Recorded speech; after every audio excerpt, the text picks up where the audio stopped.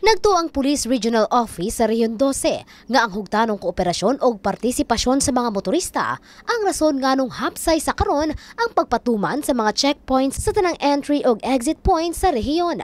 Bisan sa mga lugar nga dili malikayan ang kagubot sa Masasultan Kudarat, hapsay usab ang pagpatuman sa nationwide COMELEC gun ban. Since January 10 na pagpapatupad namin ng gun ban ay wala pa kaming na-encounter na problem.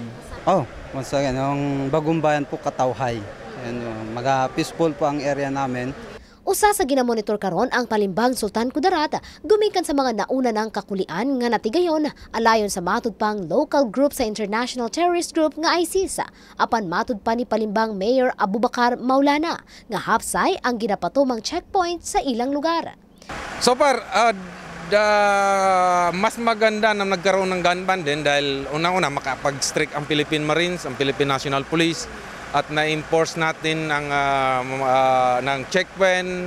Then we can even move from time to time the area of checkpoint para hindi gaano na preempt kung mayroong mga taong nagnanasa na manggulo. Samtang parang paymangno karon sa kapulisan. Ang masasabi ko lang sa publiko, lalong-lalo na sa mga commuters natin at nagbabalak mamasyal sa iba't ibang lugar, please, pagkikisama lang po. Huwag magdala kung ano may yung mga alam natin na violation sa batas na maaaring maantala ka kung sakaling mahuli ang kanyan. And remember, yung mga kapulisan, ginagawa lang po namin ang aming trabaho. Halandon usab nga mahibaluan sa matag motorista ang ilang mga katungod ato sa checkpoint. Nagpagula ang kapulisan karon og 10-point advisory nga ang hinumdaman sa mga motorista. Atol sa checkpoint, siguraduhong anaa kini nga kaplastar sa hayag nga dapit, naka-uniforme ang mga search team ug angayang klaro ang signages. Sa mga motorista, gikinahanglang muhinay pag-abot dool sa checkpoint, pahinayan ang headlights o pasigahon ang cabin lights. Dili mo gawas sa sakyanan. Ilak ang tanang portahan tungod kay visual search lamang gitugot sa COMELEC. Dili isumite ang kaugalingon alang sa usa ka physical o body search.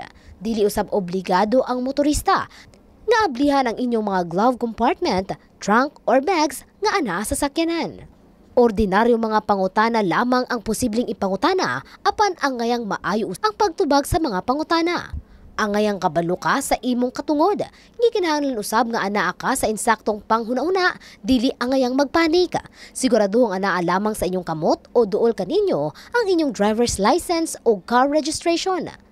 Kanunay iandam ang inyong mga cellphones sa tanang higayon o iandam ang speed dial emergency number. Kung adunay bayulasyon, gilayong i-report aron sa ingon dili na kini mahitabo pa sa uban.